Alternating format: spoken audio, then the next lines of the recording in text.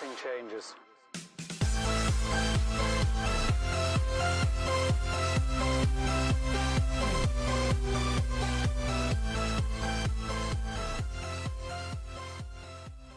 Hey, happy Friday, everybody. Welcome in. Thank you so much for watching the Rockstarflipper YouTube channel. And I want to say a big special thank you to Katie and Vicky for last night's live show, Thursday night live show. If you missed it, check out the link. I'll put it below. Really appreciate both of them coming on, and we had an awesome time. We went over some great topics, some tips, some strategies, and some good fourth quarter prep work.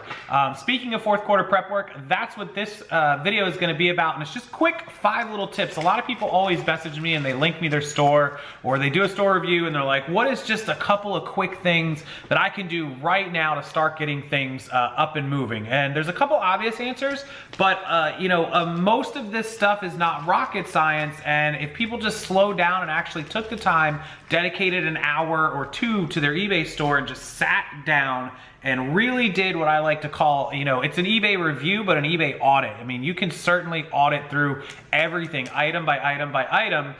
You'll start to see where the mistakes are and where the sales could be helped. And so I kind of want to give you guys I scribbled this literally on a receipt from the Salvation Army. This 5 little quick tips that I guarantee will cause you to sell more items this weekend. And since it's Friday, there's no better time than to do it right now.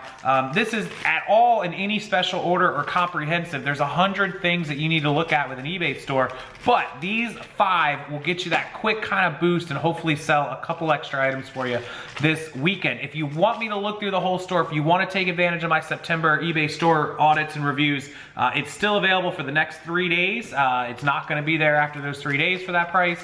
It's just $9 and it's linked below. But let me go with number 1. And this is something that surprisingly a lot of people don't do, and I'm shocked at it. They don't even know about it. And some people that do know about it don't take advantage of it as much as possible. And hopefully I'll be able to screenshot or show you guys up here in the corner with a picture. And that's offers to likers, offers to watchers, I should say. I get so used to posh. Offers to people watching your items. So anybody that watches your items, and as eBay announced, puts your items into a shopping cart, which is new for them. I think that might have existed. Somebody told me maybe they were doing that already. But anyways, people that are interested in your items, they're watching them, they're putting them in their shopping carts, you can make them offers. And it's real important that you do this every day, because you're gonna get new watchers and new people checking out your items every single day, and there's no reason not to send them offers. Look, it's not going to duplicate it. If you get a pair of jeans with 2 people watching it and they're $30 jeans and you send them an offer out for $25, and then tomorrow you look and the jeans pop back up that you can send out offers, boom, you've got some new watchers. So that's something that you want to do. I'll put it in the corner, again, a screenshot. Make those offers. I had somebody the other day with 550 active items in their store and almost 200 items with watchers that were eligible to make offers. They went through, they clicked, they made offers on all of those items, or pretty much all of them, and sold, I think, 17 items in one night. I'm not even kidding. Their average sales were like three or 4 a day. They sold like 17 in one night. It was incredible. So make those offers to watchers. Number 2, and a lot of people don't like this tip, but trust me, it works. It's a guarantee. I promise you this will sell something for you, is run a markdown manager sale. Run something like 10% off, 12%, 15%, mix it up. Just pick a percentage. Run it Friday through Monday. Run one Monday through Friday. Run them for 4 days, 3 days, 5 days. Urgency. Don't run a sale for a month. Think about if your favorite store said, hey, we're having 15% off all month long. Just come in here anytime you want. Well, you might go today or tomorrow. You might go next week. You might go 3 weeks from now. If you run a sale and say, hey, weekend sale, and call it 3-day sale only. Think about like car dealerships do, like Labor Day weekend, our huge sale. It's good only Friday, Saturday, and Sunday. There's a reason. It creates buyer urgency and they'll go in. So number 1 is creating that buyer urgency in markdown manager sales. That's part 1 of the sales. Number 2, part 2 of the sales for the managers, that buyer mentality of seeing something that's on sale and wanting to, grab up an item and get a deal on it. So that's the mentality that buyers have of getting a deal. So 1 is the urgency, and 2 is the getting a deal, saving money. And number 3 is definitely the search ranking part of running a sale. Part 3 of running a sale, why it's so important.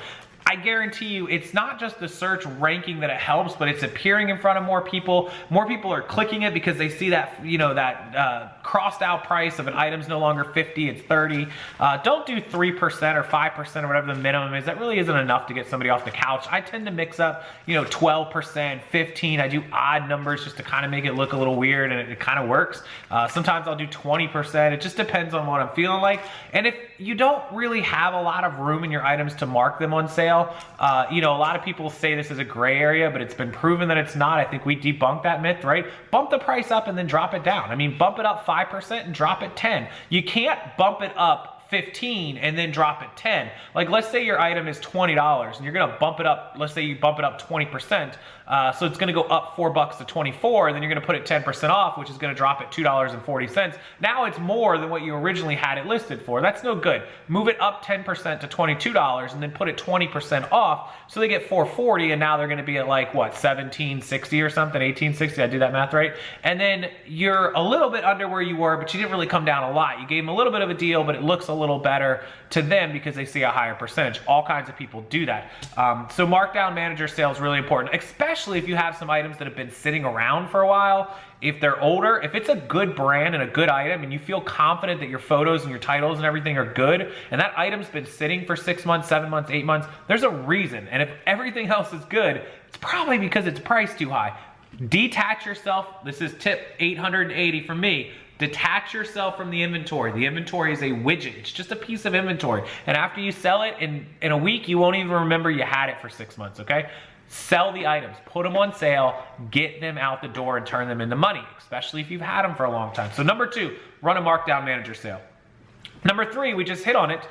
If you feel like all of your items are good and the sale and the price is what's gonna move them, that's great. But there's also a time when items are not good and you have to source better items. So go out, source better items, or for some of you guys, go dig in your death pile room and find the best stuff you have, the best brands, the best items, and make a concerted effort to list as much as you can this weekend. If you don't have a death pile, then go out and get some. Go out and get some items, some good, solid brands. If you need help with what those brands are, I have links that you can use down below to find better stuff. Please use the links. In fact, for everything that's linked down below in this video today, I'm gonna put a discount code down there, very special discount code for all of you. Check it out.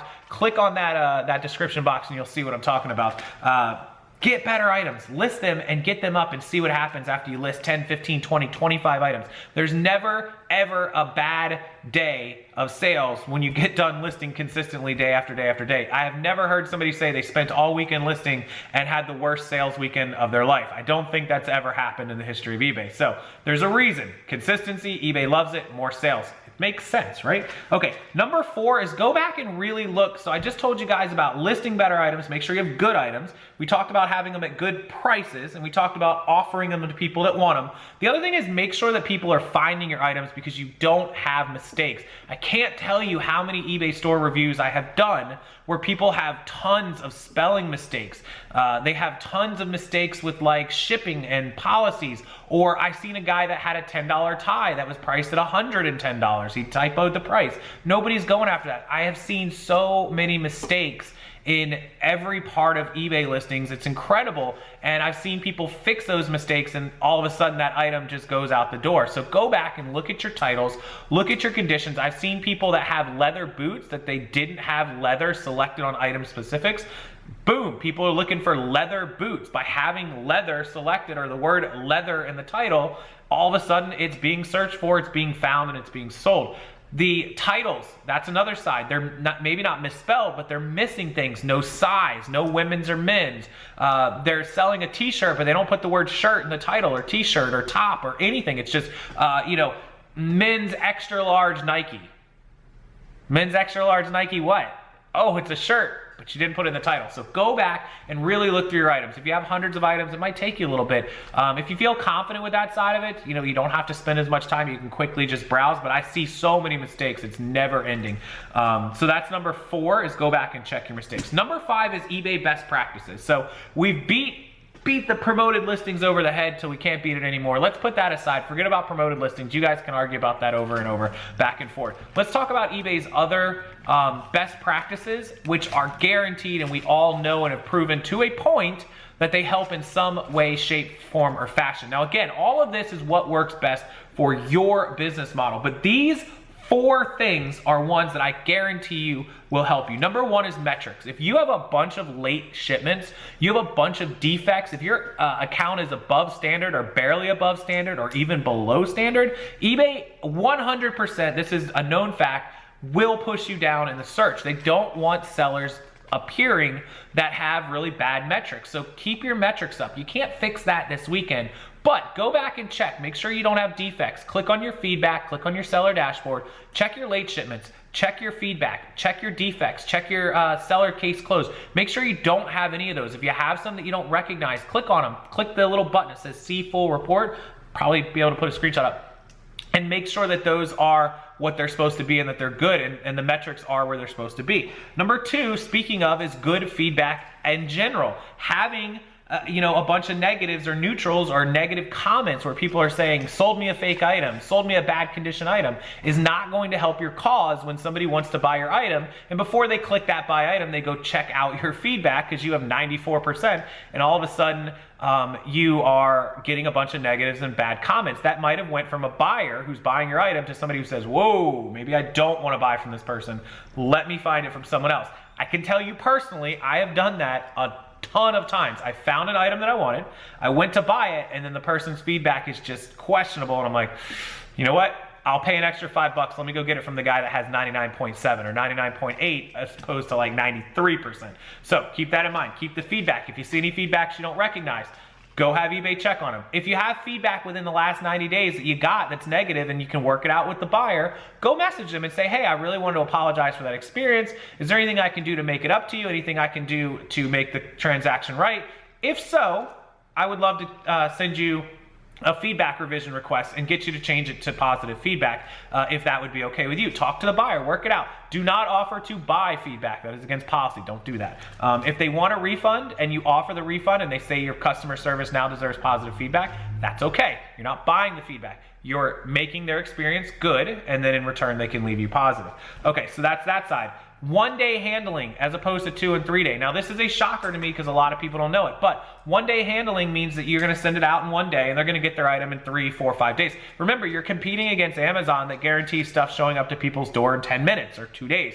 You guys get what I'm saying? If your handling time is 3 days or 4 days or 5 days, people are gonna be like, what? I gotta wait 5 days till it even puts it in the mail? Even if you're putting it in the mail faster, that's not what the buyer sees and thinks or can expect. The delivery time is up. So even though you're shipping it faster, they don't know that at the time of purchase. They need to see that. So make sure you have 1-day handling if you can meet it. The cutoff time is 3 a.m. Pacific or 3 a.m. Eastern, 12 a.m. Pacific time. They run off of eBay servers, which are in California. Now, that means if a customer, let's say today was Monday, if a customer buys an item by midnight Pacific and pays for it, or 3 a.m. Eastern, that will have to go out Tuesday.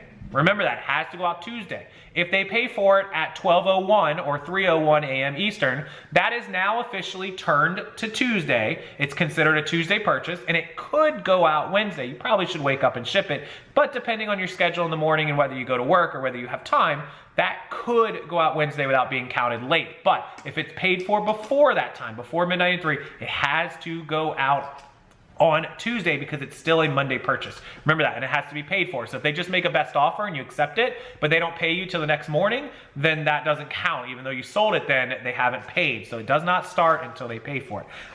And that is the third part of that. The fourth part is best offers. Now, a lot of you are anti-best offers. I get it. I'm not gonna be able to drill it into your head. But best offers encourages activity. It encourages offers. It encourages sales. And my tip for best offers, a lot of people say this, oh, just set auto decline to whatever you want to decline. No, let's say that you have a $50 item and you're like, I'm not taking anything less than $35. I'm setting auto decline below 35. That's not a good look. If a buyer offers you 25 bucks, it doesn't mean he's not willing to pay 35. That's just his opening offer. He's negotiating where you're negotiating too. Don't auto decline it. Let the offer come in, click it, and counter him. Say, hey, look, I appreciate the $25 offer. The item's 50. I really can't do that. I'll be happy to give it to you for 40 bucks. And he might counter back and say, hey, I'll take it for 35. Boom, sold. Or he might just accept the $40. Or you might never hear back from him. If you don't hear back, then there's no more time on your part, and you know he wasn't a serious buyer. If he counters, it's up to you to decide if you want to take that. If he accepts it, boom, you made a deal. Accepting or declining or counter offering an offer takes all of what, 5 seconds? Click, counter, click, accept, click, decline. I mean, there's no time involved. There's no reason to auto decline best offers. There's no reason, none. Even if you're getting 10 or 15 a day, it takes you all of a minute. Just do it. See the offers, make the counter offers. Look, if they offer you $1 on a $50 item, by all means, feel free to decline it. You know, I do that too. I tell everyone, counter every offer, every reasonable offer. If they're offering $1, $2, just decline it, whatever. But if your item's 50 and they offer you 15, yeah, that's really low ball, but you can still counter it. If you feel like declining it, decline it. But you know, at some point it takes all of a second and you should really give it a chance. Don't be lazy about it. To me, that's just somebody's way of trying to get out of work on something that's so important that you could make a sale or close a deal. So those are your quick tips for this weekend. Input them, change things, you know, fix mistakes, make your offers to likers, set your best offers. If you don't have best offer on, go back and consider putting best offers on, at least to your older items, right? Run a sale. Run a markdown manager sale for the weekend, see what happens, and go back and check your handling time. Go back and check your metrics, your feedback, check on all that stuff, and you know, make sure that everything is in line where it should be, and anything you can fix, you can fix. Finally, get to listing. It's fourth quarter in just 3 more days. The more stuff you have up, the more stuff that's gonna sell, and we're gonna go over all this in the coming days of things that you can put up. Like I said, I put a special promotion and discount code down in the description box.